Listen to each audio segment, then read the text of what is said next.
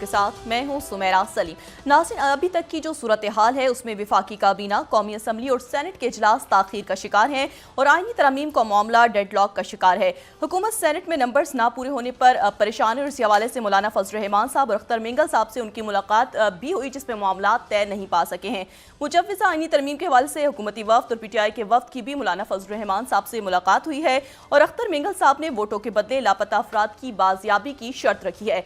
इसके अलावा भी दीगर मौज़ूआत पर आज हम गुफ्तगू करेंगे। स्टूडियो में हमारे साथ मौजूद हैं डॉक्टर शाहिद मसूद। अस्सलाम वालेकुम डॉक्टर साहब। वालेकुम जी, आपको भी डॉक्टर साहब, आईनी तरमीम का मामला डेडलॉक का शिकार है और मुलाकातों का सिलसिला भी जारी है। हुकूमत को जो नंबर दरकार है वो क्या हासिल कर सकेगी? देखें, एक हिजान बपा है सुबह से जी। और बहुत जल्दी है, लगता है इस पूरे अरेंजमेंट में जो लोग मौजूद हैं उनको बहुत जल्दी है कि आज का आज ही करवाना है। और लगता है किसी ने इनको कहा है कि डू और गो किसी ने, लगता है कि इनको इस तरह का कोई मैसेज दिया है जिसकी वजह से ये बहुत परेशान है कि ये सारी तरमीम जो है वो आज ही करवानी है और ख़ामोशी से करवानी है और मतलब एक हिजान बपा है। और अभी तक ये भी नहीं बात हो रही कि इसको कल करवाया जाए। भाई कल ताख़ीर कर दें, रात हो गई, आधी रात के वक्त, या 10 बजे 11 बजे हो सकता है इजलास हो जाए रात तक।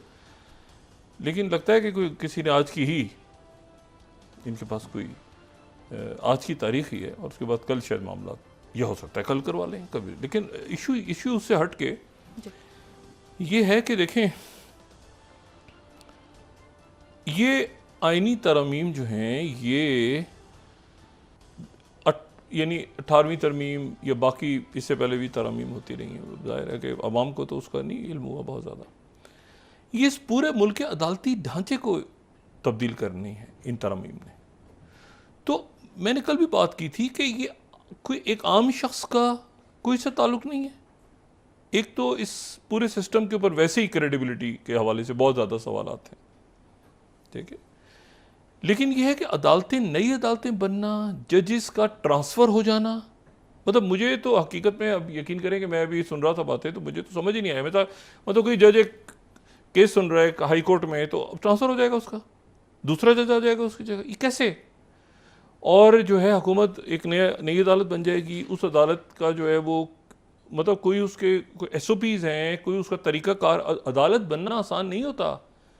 मतलब एक आईनी तरमीम में एक अदालत बन जाएगी फेडरल कोर्ट, उसके जजेस हो जाएंगे, कौन से केसेस वहाँ आईनी कौन मकसद इस तरह नहीं होता। मतलब है कि ये तो बड़ा तज़ीक अमीर सा लग रहा है मामला कि भाई ये किस तरह से हो सकता है कि जी एक अदालत दूसरी बन जाएगी, वो आईनी अदालत होगी, वो आइन की सिर्फ इंटरप्रिटेशन क्या करेगी, बाकी सारा वक्त वो क्या करेगी। और एक जो अदालत होगी वो कोई दूसरे केसेस सुनेगी, कुछ सुप्रीम कोर्ट के जजेस वहाँ चले जाएंगे, कुछ नए आ जाएंगे। नहीं, ये इसको मैंने कल भी बात की थी दोबारा कि इस पर एक ओपन डिस्कशन होना चाहिए जिसमें बार एसोसिएशंस हों, जिसमें अवाम भी कुछ अपना इनपुट वगैरह डालें। क्योंकि एक अवाम इंसाफ किससे के हवाले से हो रहा है ना, या तो पार्लियामेंट के इख्तियारात, वो अलग बात है, पार्लियामेंट के इख्तियारात के ऊपर बात हो तो पार्लियामेंट उसमें कर सकती है, कोई और बहुत सारे। लेकिन अगर अवाम का इशू है इंसाफ और अदालतें, तो उसको डिस्कस तो इतना छुपा के रखा हुआ है कि वो अभी आज मौलाना फजल रहमान साहब से डिस्कस हो रहे हैं, फिर उसके बाद वो आपस में भी बात नहीं हो रही, एक दूसरे को भी नहीं पता। इनको शायद सबको पता भी नहीं था, 3-4 सामने आई हैं, कोई 20-22 तरामीम है, खुदा जाने क्या है। तो ये एक हिजान सा बपा है कि इनको वो अभी मैं क्या नाम लूँ, देखिए ना, मतलब है कि वो ऐसा लग रहा है कि कोई जैसे बड़ी कोई खुफिया कार्रवाई हो रही है, खुफिया कार्रवाई ही और इतने भोंडे अंदाज में हो रही है। मैंने इससे पहले कभी नहीं होते देखा इस तरह। ये अरेंजमेंट नहीं चल रहा इनसे, और सुबह से और कल से, बल्कि पिछले 2-3 दिन से जो ये कह रहे हैं कि जी तमाम नंबर्स पूरे हैं, बल्कि नंबर से भी ज़्यादा हमारे पास आ गए हैं, और ये सारे, ये तो वैसे 62-63 के तहत नायल होते हैं। अगर आप पब्लिक से झूठ बोलते हैं अवाम से सरेआम आके, तो वैसे ही आप नायल होते हैं। तो मुझे नहीं पता कि किस बुनियाद के ऊपर ये कल से और 2 दिन से 2 तिहाई से भी ज़्यादा हो गए, 2 तिहाई से हों या मुकम्मल अक्सरियत से हों। सवाल ये है कि इसको डिस्कस तो पता तो चले कि क्या है। एक्सटेंशन होगी नहीं होगी, सबकी होगी नहीं होगी, मौलाना साहब को ऑफ़र कर दी है तो ऑफ़र के नतीजे में वो पब्लिक 25 करोड़ लोगों को पता है कुछ नहीं, आपने उनको सेनेट का ऑफ़र कर दिया, हमने ये ऑफ़र कर दिया, जो बातें ये जिस तरह तज़ीक आमेज़ अंदाज में हो रहा है सारा। अब मैं उम्मीद करता हूँ कि अगर ये आज थोड़ा सा भी टाइम है तो इसको कोई प्रेस कॉन्फ्रेंस वगैरह करके हमें आज़म नज़ीर तारड़ साहब ये बाकी शख्सियत आवाम को इत्मीनान में तो लेना कि ये तरामीम है भाई, उसको इतना छुपा के रखा हुआ है मुसव्वदे को कि वो जो है वो एक तमाशा बन गया। और किसी ने, मैं आप यकीन करें, ऐसा लगता है किसी ने कहा कि डू और गो, मतलब आज ही करो जो भी करना है, मतलब कल तक मुलतवी कर दें इजलास को, फिर मशावरत कर लें, लेकिन ये है कि तमाम दिन एक हिजान बपा रहा। और उसके नतीजे में आप देखें कि अब पता नहीं रात को क्या, इस प्रोग्राम लाइव जा रहा है, लेकिन इसके बाद मुझे नहीं पता रात तक क्या सूरत हाल डेवलप होती है। और इतनी जल्दी क्या है इसमें, इसको अभी कमेटी का इजलास होगा, फिर काबीना का इजलास होगा, फिर भाई तमाशा बनी, फिर सेनेट में जाएगा, फिर कौमी 12 हो सकता है कोई इत्तेफाक हो जाए, लेकिन अवाम को बताएं तो सही ना। और ये तो बहुत ही अजीब इसकी वो एक्सरसाइज गई है। मुझे नहीं, अगर हो जाता है इत्तेफाक राय से तो फिर हम डिस्कस करते हैं कि इसके आफ्टर शॉक्स क्या होंगे, लेकिन ये अरेंजमेंट इस तरह है नहीं। इसमें आप देखें कितने सीनियर शख्सियात मौजूद हैं, वज़राए आज़म रहे हैं, सदूर रहे हैं, वज़रा हैं, सारी जमातें हैं, वो भाई आप क्या कर रहे हैं अवाम के सामने, दुनिया के मतलब क्या है ये। तो ये तो बड़ी अजीब सी बात है। और अब मैं क्या इस पर कह सकता हूँ, ठीक है ना, हिजान बपा है सुबह से। तो ये है कि इसमें अच्छी चीज़ें भी होंगी यकीनन, लेकिन बताएं, इत्मीनान में तो लेना अवाम को कि भाई इसमें क्या चीज़ें हैं, क्या है इसमें, ठीक है। तो कुछ भी नहीं बताया, तो वो जो है वो बस सारा दिन एक तमाशा लगा रहा, और अभी तक लगा हुआ है। अल्लाह करे कि रात तक या कल तक किसी बेहतरी की जरूरत, आज बस आज ही। अच्छा जी, तो एक तो ये बात हो गई हिजान। दूसरा ये है कि एक दो तीन मामलात जो हैं वो ख़ित्ते में जारी हैं, और वो नई शक्ल इख्तियार करते जा रहे हैं और पेचीदा से पेचीदा तर हो रहे हैं। जो एक नई बड़ी पेचीदगी पैदा हुई है वो ये है कि जो गज़ा का मामला है वो देखें, अभी सेक्रेटरी ब्लिंकन, प्रेसिडेंट बाइडन, उसके बाद CIA चीफ, उसके बाद कतर, इजिप्ट, सारी दुनिया के मुल्क, उसमें चाइना, रशिया, सब इन्वॉल्व कि सीज़फायर माहिदा हो जाए। प्रेसिडेंट बाइडन ने खुद कहा कि मैं करवाऊंगा अभी फौरी तौर पर, उसमें ताख़ीर हुई, वो नहीं हो रहा। लेकिन आज सुबह जो है वो 6:20 पे एक अजब वाक़या हुआ, और वो ये हुआ कि जो हुतीज़ हैं, हुतीज़ ने यमन से एक हाइपरसोनिक मिसाइल फायर किया। हाइपरसोनिक, सुपरसोनिक नहीं, हाइपरसोनिक। हाइपरसोनिक का मतलब यह है कि आवाज़ की जो रफ्तार है उससे, यानी मैक 5, यानी 5 गुना से लेके 25 गुना ज़्यादा तेज़ आवाज़ की रफ्तार से वो उन्होंने फायर किया यमन से हुतीज़ ने। और पहली मर्तबा ऐसा हुआ कि वो तमाम जो डिफेंस सिस्टम है, ये हाइपरसोनिक जो है ये आप यूं समझें कि इसको मुश्किल है इसको डिटेक्ट करना भी, कुछ मुल्कों के पास है ये, और ये हुतीज़ के पास मौजूद है। और 1 मैक से 5 मैक, यानी आवाज़ की जो रफ्तार है, अच्छा आवाज़ की रफ्तार से तो सुपरसोनिक भी तेज़ी है ना, सुपरसोनिक, ये हाइपरसोनिक है। ये हाइपरसोनिक जो है ये सुपरसोनिक से ज़्यादा तेज़, ठीक है। अब हाइपरसोनिक जो है वो इन्होंने, हुतीज़ के पास हाइपरसोनिक मिसाइल हैं, उन्होंने हाइपरसोनिक मिसाइल जो है वो इसराइल की तरफ दाग दिया। और इसराइल की तरफ जब दागा उन्होंने, तो अब जाहिर है कि उसकी लॉन्च, एग्जैक्ट लॉन्च की साइट तो हमें नहीं पता, लेकिन यह है कि अगर तो ज़मीन से तो नहीं गया ना मिसाइल, ज़मीन के ऊपर पहिए लगा के तो नहीं गया, ये तो हवा में गया। तो ज़मीन से जो रास्ता है बिल्कुल यमन के बॉर्डर से इसराइल का जो बॉर्डर शुरू होता है, इससे पहले जो मिसाइल वगैरह फायर हुए हैं वो इलात की जो बंदरगाह है बिल्कुल जनूब की, वहाँ पे फायर होते रहे। ज़मीन से जो रास्ता है यमन का इसराइल तक वो 2300 किलोमीटर है, और फ़ज़ाई रास्ता जो है वो ज़्यादा हो जाता है, तो वो 3401 किलोमीटर, यानी कम से कम जो है ये 1200 मील का रास्ता है, ये जो अगर आप इसको फ़ज़ाई उसमें लें। अब ये जो 1200 मील का रास्ता है, या इसको आप समझें कि हाँ 1132 यहाँ पे लिखा है, तो ठीक है, मतलब ये मुख्तलिफ जगहों से अगर आप लें उसको तो कॉर्नर पे चले जाएंगे उनकी। लेकिन सवाल जो इम्पोर्टेंट बात है वो ये है कि ये 1822 किलोमीटर या 2300 किलोमीटर, या इसको आप जितना भी लें, ये 1000 किलोमीटर से ऊपर है हर सूरत, यानी 1000 जो है वो माइल से ऊपर है और 2000 किलोमीटर से ऊपर। 6:20 पे वहां से मिसाइल फायर हुआ, और वो ठीक 11 मिनट के अंदर तल अवीव पे गिर गया जाके।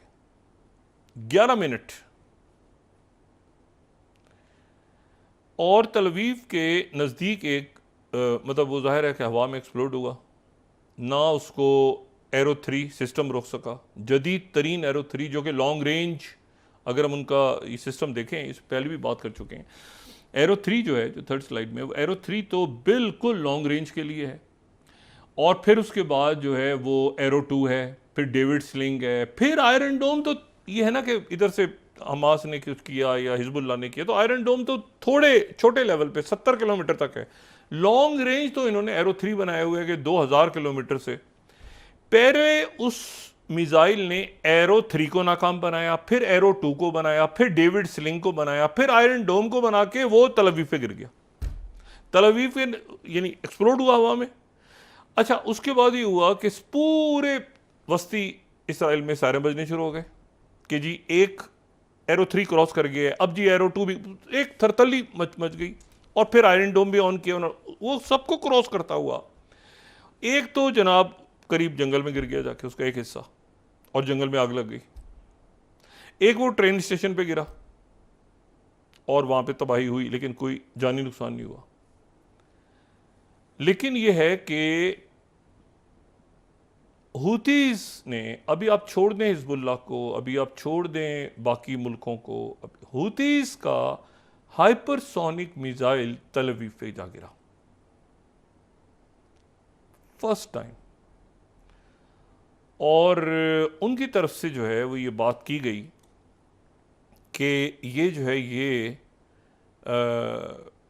ज़ाहिर है कि अमेरिकन सिस्टम भी है और इसमें इसराइल का सिस्टम भी है, और ये डिफेंस सिस्टम का जो नाकाम होना है इट्स वेरी सीरियस, बहुत सीरियस है कि हुतीज़ के पास इतना जदीद असलहा मौजूद है इस वक्त कि वो शिप्स को हिट करते हैं, वो शिप्स को डुबो देते हैं, वो इसराइल के पूरे डिफेंस सिस्टम को उन्होंने क्रॉस करते हुए वो तल अवीव पे गिरा। मतलब इलात वगैरह तो चले जनूब में बंदरगाह तो। अच्छा, जब इससे पहले जुलाई में तल अवीव पे एक और अटैक हुआ था, ये दूसरा अटैक है, लेकिन ये जो है ये हाइपरसोनिक पहला है। वो एक ड्रोन मारा था इन्होंने, गिर गया था तल अवीव पे, तो उसमें एक आदमी की डेथ हो गई थी वहाँ पे।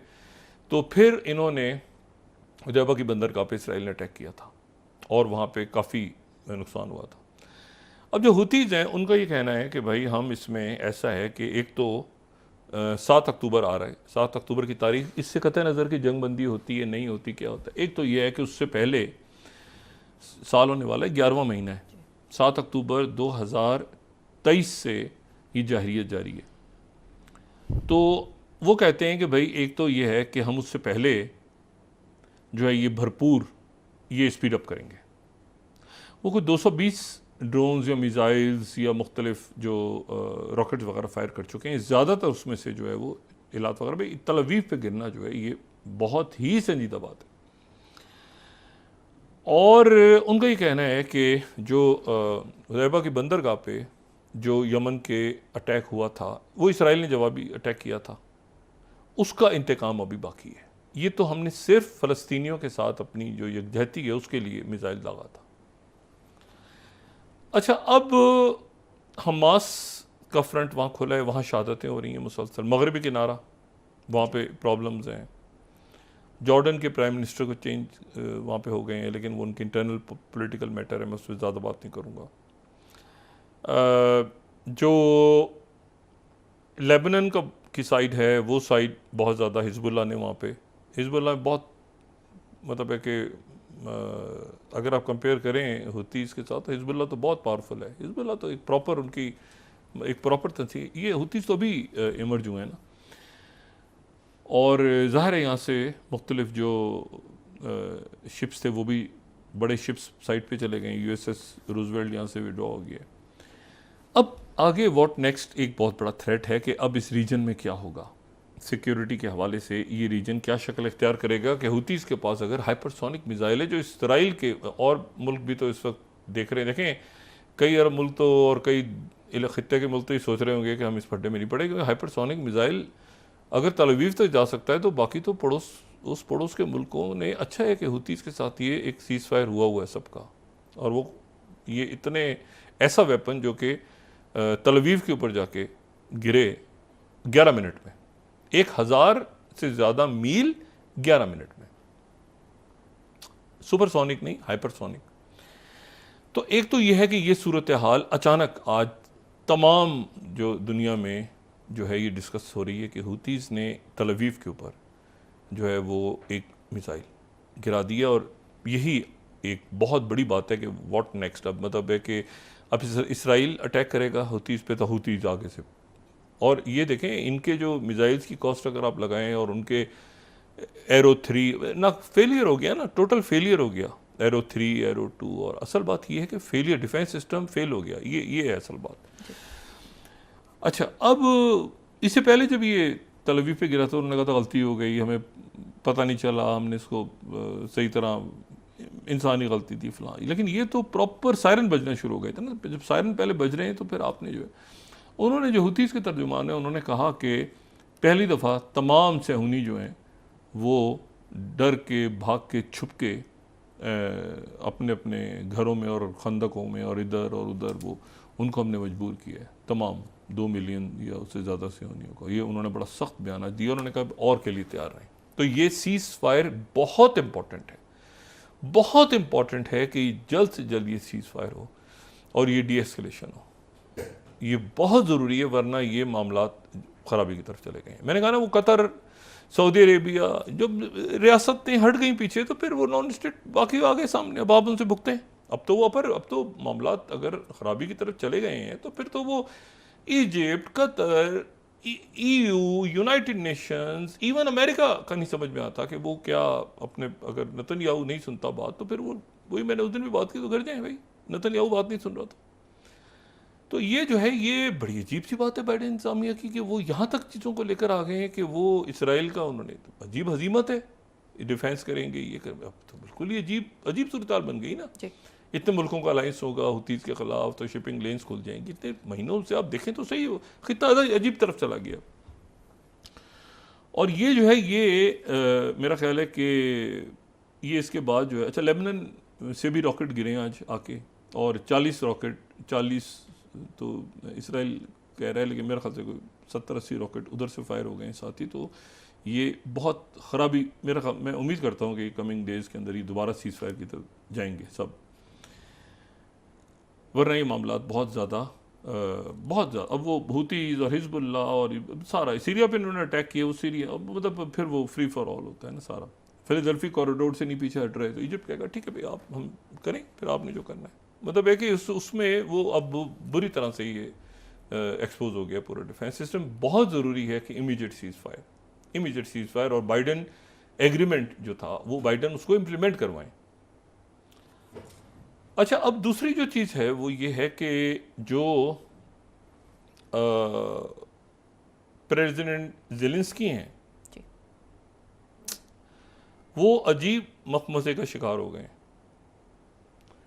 क्योंकि उनको जो है वो जाहिर है कि वो दे तो दिए मिसाइल्स, शैडो स्टॉर्म और वो सारे जो कल बात की थी, इस्तेमाल नहीं कर सकते।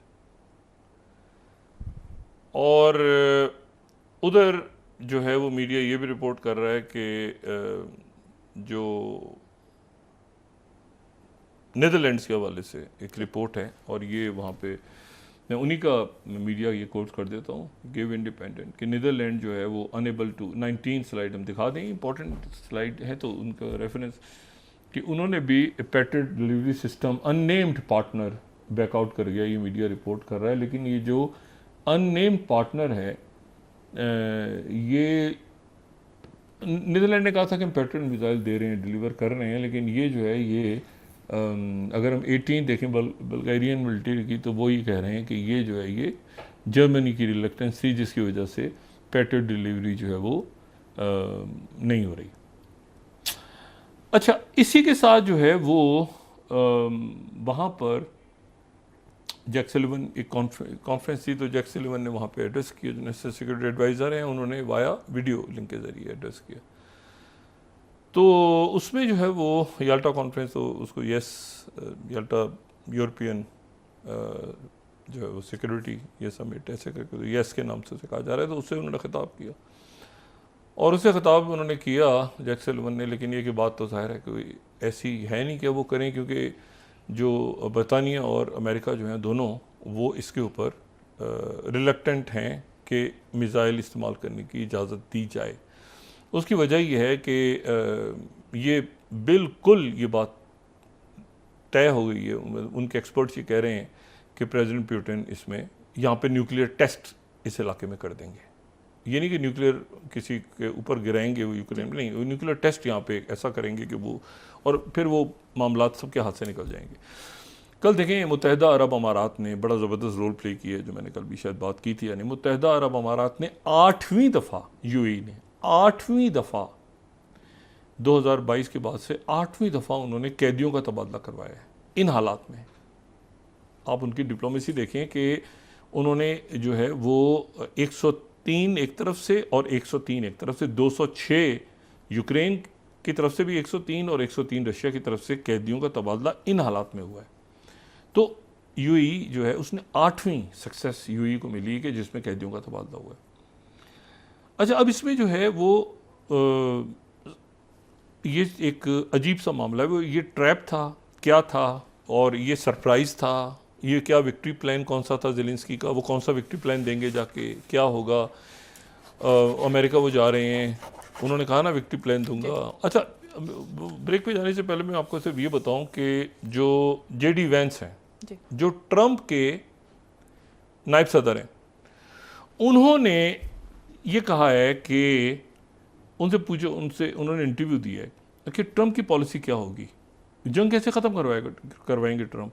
उन्होंने कहा था ना ट्रंप ने कि मैं एक दिन में जंग ख़त्म करवा दूंगा, ये यूक्रेन की जंग भी और ये जो गज़ा हुआ ये ख़त्म करवा दूंगा। अब जेडी वैंस ने जो है ये कहा है कि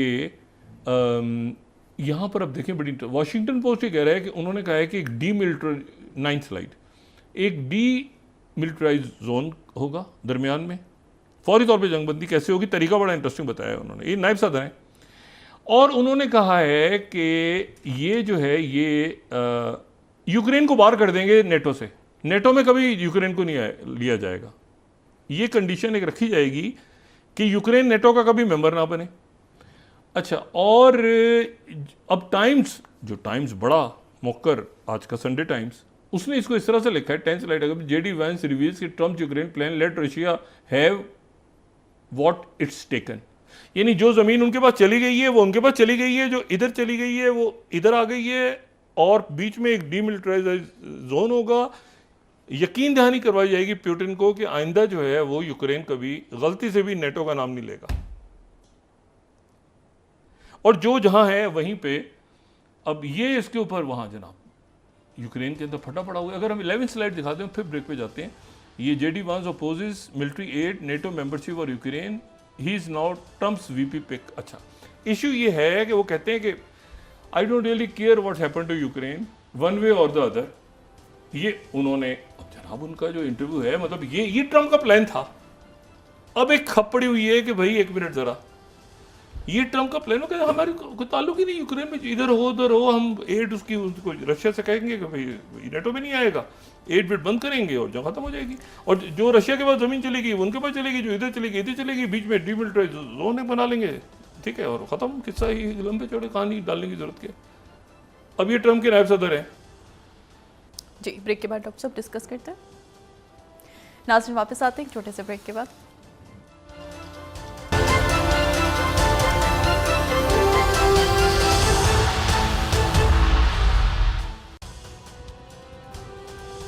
वेलकम बैक नाज़रीन। डॉक्टर साहब, मौलाना अब्दुल गफूर हैदरी साहब ने कहा है कि उन्हें आईनी तरमीम का मुसव्विदा नहीं मिला और अभी इजलास में जा रहे हैं, वहाँ जाके देखेंगे।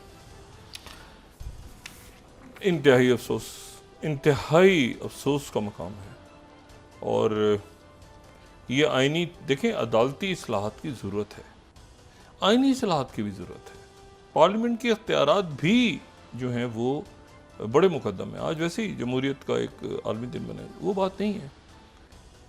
बात ये सारी कि ये आखिर जो है वो ये पूरा एक अरेंजमेंट, मैंने कहा था ना कि ये एक अरेंजमेंट है जिसको किसने बैठ के सिया है, इसके टांके किसने जोड़े हैं और कैसे बना हुआ है, और ये कब तक जो है भाई पीटीआई हो चुका मामला, उन पे मुकदमात हैं, वो रिहा होते हैं नहीं होते, जो भी अदालतें फैसला करेंगी। भाई अब लोगों को घरों से उठा रहे हैं बच्चों को तरमीम के लिए, इसको और ये ऑफर कर भाई मौलाना साहब को तो नहीं कर सकते ना, तो फिर उनसे क्या मुलाकातें हुई हैं पिछले 2-3 दिनों में, 4 दिनों में? अगर गफूर हैदरी साहब कह रहे हैं मुझे हमें मुसव्वदा ही नहीं मिला, यानी इसका मतलब ये है कि आप फिर यहाँ पे कोई माजी की तरह कोई जो है वो ख़रीदो फरोख्त का सिलसिला और कोई छांगा मांगा टाइप चीज़ लग रही है। माजी में होता रहा है वजारतें और ये इस तरह, और आप बता ही नहीं रहे, उनको डिस्कस ही नहीं कर रहे जी। भाई मुसव्वदे में आखिर कहाँ पे तैयार हुआ, किसने बनाया? कोई वकला हैं, कोई रज़ा रब्बानी हैं, कोई बाबर एवान हैं, कोई इसमें शहादत एवान साहब हैं, बड़े फारूक नाइक साहब को भी नहीं पता। यानी ये अजीब बात है। वो भाई किसको पता, किसको है? जो हमारे इंतहाई मोहतरम यहाँ पे शख्सियात नज़र आ रही हैं सुबह से, वज़रा बहुत से, मैं नाम नहीं लेना चाह रहा, मुस्लिम लीग नून के जो जुमा, उनको भी नहीं पता कि इसमें क्या है। बस कुछ ऐसा है जो डब्बा आएगा और सब अंगूठे लगा देंगे उस पर। बात यह है कि उसको डिस्कस करें। ये अदालती इस्लाहात चाहिए लोगों को, आईनी इस्लाहात लोगों को चाहिए, मगर क्या वो इस तरह से होती हैं कि वो अपने उसके लिए कभी कोई एक नैब का कर लें, आप कभी कोई नैब बना दें, कभी कोई नैब ख़त्म कर दें, और ये क्रॉस ये थ्रू आउट चलता रहा है। इसमें कोई एक इस मौजूदा हुकूमत की मैं बात नहीं कर रहा, इससे पहले जो तहरीक इंसाफ की हुकूमत में भी अदालती इस्लाहात नहीं हुई, उससे पहले भी नहीं हुई कभी। अदालती इस्लाहात वो होनी चाहिए जो मुझे फ़ायदा दे दें, मैं एक एलीट में हूँ और मुझे फ़ायदा मिल जाए मेरी, और मुझे ये बताएं कि जजों की तैनाती जो है, अगर कोई मामला सरकार के अगेंस्ट हो, कितने सारे मुकदमात होते हैं इनमें फेडरेशन के अगेंस्ट, लोग ऐसे केस बनते हैं ना, फेडरेशन, गवर्नमेंट, मिनिस्टर, फलाना डिमाकना, कोई जज फैसला करेगा, उसको पता हो कि मेरा ट्रांसफ़र कर देगी हुकूमत?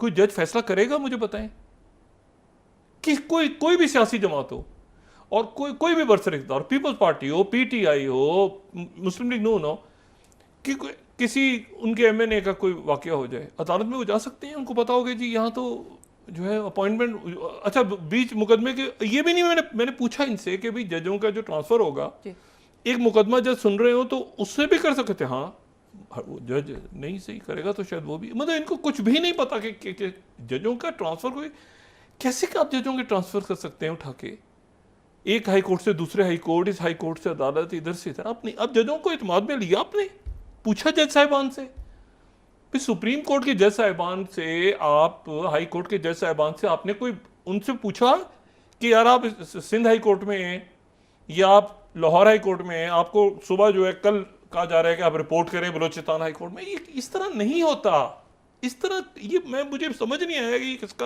किसके जहन में ये ख्याल किसके जहन का है। और उसको लगे हुआ मौलाना साहब को, यानी इतना हो गया, वो कुछ नहीं जी 2 सेनेट ऑफर हो गई, ये ऑफर गवर्नरशिप। यार ये आप ये क्या है? यकीन करें कि ऐसा तमाशा जो है, तमाशे बड़े बड़े देखें, ये जो तमाशा हो रहा है IMF के साथ मामला, सिक्योरिटी कंसर्न, रीजन के हालात देखें, बिल्कुल मैं ये बात कर ही नहीं रहा कि मुंतखब नुमाइंदों के पास नहीं होना चाहिए इख्तियार। सवाल ये है कि ये है जब खुद उनको नहीं पता, मुंतखब या गैर मुंतखब जो भी हैं, उनको ही नहीं पता कि भाई ये क्या है, तो फिर वो कह रहे हैं नंबर पूरे हैं। किसने बताया उनको नंबर पूरे? किसने बताया नंबर पूरे हो चुके हैं? ये नंबर पूरे हैं, नंबर पूरे ही नहीं है। कल तो मैं सुना नंबर पूरे, नंबर पूरे, नंबर पूरे। खान साहब के दौर में भी खबर आई थी ना, वो डब्बे में किसी पता नहीं उसमें गाड़ी में बंद करके लोग जो है उसमें पता नहीं वो खबर थी, पता नहीं सही था गलत था क्या था, मगर था वो डब्बे में बंद होके चले गए थे लोग, बहुत सारे बरामद हुए थे सुबह। इस तरह से क्या तरीके 5-7 लोग, अच्छा जी वो आज़ाद हैं, उनको पता नहीं पैसे पकड़ा दिए, वजारतों का हो गया, क्या क्या क्या तमाशा है। इसको अदालती सीरियस मैटर है और ये अच्छा भी नहीं लग रहा है इस तरह से तमाशा। आप यकीन करें, मैं कोई तनकीद नहीं कर रहा ना, मैं इस पे कोई मजाक उड़ा रहा हूँ, मैं हैरान हूँ। मैं कहता रोऊँ जिगर को सर पीटू सर को, मैं क्या था वो। अब बहरहाल जी। अच्छा, अब एक तो ये मामला हो गया। दूसरा जो मैंने आपसे बात की ना कि उधर यूक्रेन और रशिया के मामला की जब तक चले, वो कहते हैं, उनके जेडी वेंस कहते हैं कि फॉर्मूला बड़ा अच्छा है। वो कहते हैं कि नेटो की मेंबरशिप नहीं देंगे यूक्रेन को, यूक्रेन ज़ेलेंस्की की जाने करके ट्रम्प ना जीत जाए, कि तो ना नेटो की मेंबरशिप होगी, डीमिलिटराइजेशन का सराफसला बंद कर देंगे। और उन्होंने जो है वो बरतानिया भी नहीं दे रहा। अब जाहिर है कि कितना, अब जनाब वो यूक्रेन को किसी ना किसी ने ये जंग रुकवानी है, किसी ना किसी ने ये जहरियत ज़रूर रुकवानी है, जो गज़ा की जहरियत है। क्योंकि अब मामला अगर हुतीज़ देखें, ये जितना खिंच रहा है ना मामला, वो ट्रेन हो रहे हैं उनके दूसरे रशिया के साथ उनके मामला तय हो रहे हैं, ईरान के साथ पहले करीब था, अरब ममालिक भी अब उनके साथ जो है वो जाहिर है कि नहीं फ्यूचर में चाहेंगे, और वो कहेंगे भाई ठीक है हम सफारती मामला आपने हैंडल नहीं करने मुल्कों के। जब मुल्कों के साथ आप मामला ही नहीं तय कर रहे तो फिर ये हुतीज़ के साथ आप तय करें, वरना आप फिलाडेल्फी कॉरिडोर नहीं छोड़ रहा इसराइल, तो फिर आप करें तय मामला। और ख़त्म में फिर जो कुछ होगा तो वो तो अजीब सूरत बन जाएगी। तो मेरा ख्याल ये है कि आज के इस वाक़े के बाद अब प्रेशर मजीद बाइडेन इंतजामिया पे, पहले प्रेशर है इसको फ़ौरन नेतन्याहू से कहें कि कल इसको सीज़ फायर करके, और जो भी है उधर हमास को कहें कि आप भी थोड़ा सा जो डिमांड्स हैं उसको कम करें, इधर भी कम करें। और लेकिन वो जो 42-43 हज़ार शहीद कर दिए लोग, उनका क्या बनेगा, ये सवाल है ना, कत्ले आम जो।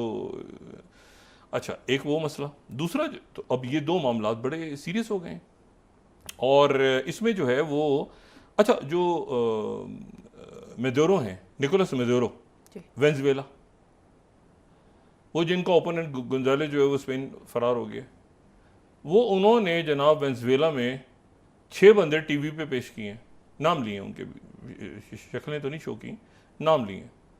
उन्होंने कहा है कि जनाब इसमें जो है वो 3 अमेरिका के हैं, 2 स्पेन के हैं और एक जो है वो चेक रिपब्लिक का है, और तीनों जो हैं ये मेदोरो को, निकोलस मेदोरो को कत्ल करने के लिए CIA ने भेजे थे। मैं LA टाइम्स को यहाँ कोट कर रहा हूँ, 14th। और उन्होंने जो है ये एक जो बंदा है विल्बर्ट जोसेफ गेस, क्या इसका नाम है, गेस्तानिया, इसकी उन्होंने पिक्चर भी दिखा दी है। ये कहते हैं कि ये नेवी सील है और ये जो है ये अफ़गानिस्तान और इराक़ और कोलंबिया में सर्व कर चुका है। इसकी जनाब इसको एक आइडेंटिटी शो कर दी है। तो LA टाइम्स को मैं कोट कर रहा हूँ, 14th, ठीक है जी। और साथ में कोट कर रहा हूँ इसमें स्काई न्यूज़ को, 13th। Venezuela arrest 6 from US, Spain and Czech Republic over what it claims is CIA plot to kill the president। ये सीरियस है। अब एक से US डिपार्टमेंट ऑफ स्टेट ने सख्ती से इसको डिनाई किया, अमेरिकन ने डिनाई किया इसको, स्पेन अभी तक रिस्पॉन्ड नहीं किया। ये सीरियस हो रहा है मामला। ये देखें ना, वेनेजुएला के अंदर जो है ये मामला, एक तो वो, और फिर 6 बंदे उन्होंने पकड़ के बिठा लिए हैं। उनका जो जिसको माना हुआ था वो बंदा भाग गया वहाँ से, अजीब एक रौला पड़ा हुआ है। वेनेजुएला को चाइना और रशिया तस्लीम कर चुके हैं। अच्छा, इधर जो है जनाब, तो इधर ये कर्स का इलाका निकल गया, ये जो ब्लफ था कर्स का हाथ से निकल गया। जो दोम्बास का इलाका है वहाँ तेज़ी के साथ रशिया किसी भी वक्त, वो रशिया बल्कि क्लेम कर रहा है कि तकरीबन दोम्बास हमारे पास आ गया, दोम्बास का इलाका जो है ईस्टर्न यूक्रेन। लेकिन इस जंग को ख़त्म होना है कहीं। और वो जो ब्लफ कॉल थी उसमें एक बात ये भी है कि जी वो किसी जर्मन न्यूज़पेपर ने आज कोट कर दिया कि जी वो इस बात पे एग्री कर गए, ये जो है कि जो जहाँ है बस इससे आगे ना रशिया बढ़े। उसको ज़ेलेंस्की ने फिर कहा कि नहीं गलत खबर है और ये सारी, लेकिन एक ख़तरनाक जगह पे जा रहा है मामला। ये जो वॉर्स हैं ये कभी भी इसको इस तरह से नहीं सेटल होती, ये बैठ के ही मेज़ पे सेटल होती हैं। अच्छा, अब जो है वो अच्छा यहाँ पर जो है, अब देखें मिसाल के तौर पे कितने साल 1948 से लेके 47-48 से लेके फ़लस्तीन का इशू है। 2024 में आप देखें क्या हो रहा है। इश्यूज ये जो हैं, जो डिस्प्यूट्स हैं, जो तनाज़ात हैं बड़े, अगर वो हल ना हो तो वो एक आतिशफिशा बनते जाते हैं और किसी जगह वो पड़ जाते हैं। ये इलेक्शन से कश्मीर का मामला हल हो जाएगा? नहीं हल होगा जब तक कश्मीर के मामले का एक अच्छा, अब हल कौन करेगा? कौन हल करेगा? ना पाकिस्तान कर सकता है, ना इंडिया कर सकता है, ना चाइना। अक़वाम मुत्तहिदा तो कर सकती है ना उनकी तो आरा शामिल हो सकती है ना बीच में, या कोई और फोरम। भाई कश्मीर का मामला इस किस्म के गडमट किस्म के जो भी वहाँ पे हो रहे हैं मामला, मैं बात नहीं करना चाह रहा क्योंकि ठीक नहीं है हालात वहाँ के। इससे तय हो जाएगा। फ़लस्तीन का हो गया तय मसला, गज़ा हो गया?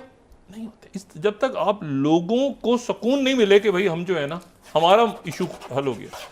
अच्छा, उधर जो है जनाब वो फ़िलिपीन, अभी फ़िलिपीन का जो एक जहाज़ था बड़ा, जो बिल्कुल वो एक जगह है उनकी जिसको यानी वहाँ पर जियांगबिंग जियाओ कहते हैं, चाइनीज़ जिसको कुछ ही किसी और नाम से पुकारते हैं, और जो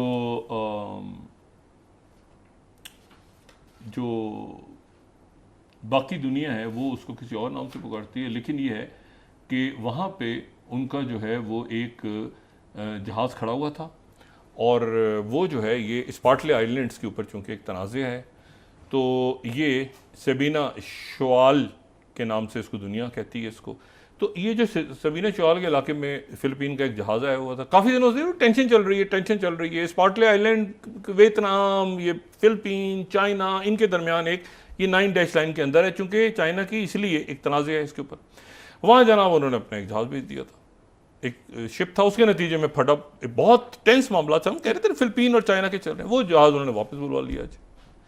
और चाइना की तरफ से उनको वार्न किया गया है कि आप जो हैं वो ये 23rd Philippine ship retreats from Xianbin Jiao after 5 months 23rd flight, illegal anchoring, ये वो था। वो कह रहे हैं हम एक और जहाज़ भेजेंगे। लेकिन इशू दूसरा, एक और बहुत इंपॉर्टेंट बात है, रशिया का झगड़ा इधर बढ़ रहा है, तो रशिया के जो डिफेंस चीफ हैं वो नॉर्थ कोरिया में है इस वक्त, और नॉर्थ कोरिया में उनकी नॉर्थ कोरिया के प्रेसिडेंट से मुलाकात हुई है, किम जोंग उन से।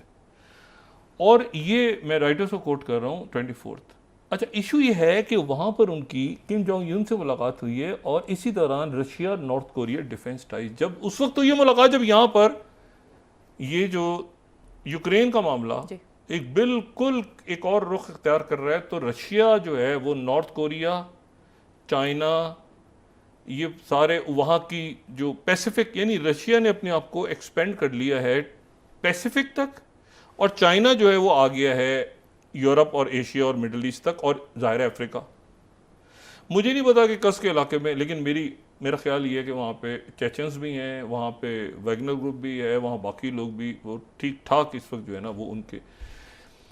इशू ये है कि ये अब इसको मामलात को हल करें, इन मामलात को हल करना ज़रूरी है।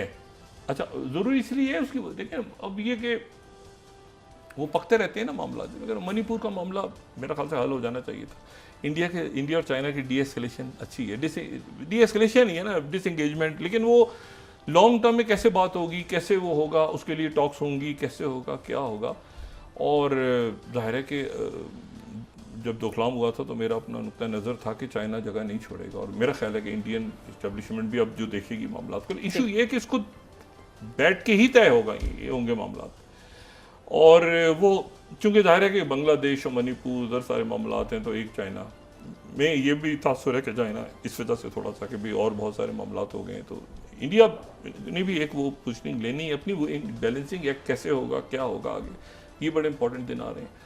और पाकिस्तान के लिए भी कि भी टर्मोइल है आसपास, आपकी जो है अरकान असेंबली को ही नहीं पता कि ड्राफ्ट क्या है, इकॉनमी, कर्जा कितना देना है वापस, कर्जा कितना लेना है, IMF से क्या बात करेंगे, और इंटरनल सिक्योरिटी थ्रेट्स, और जो आसपास खत्ते में हो रहा है पूरी दुनिया, मतलब रीजन है ना पूरा, तो मतलब अब हमारे वज़ीर जो खारजा हैं वो तो और काम है जाहिर उनके। इसहाक डार साहब, तो मतलब वो डिप्टी प्राइम मिनिस्टर भी हैं।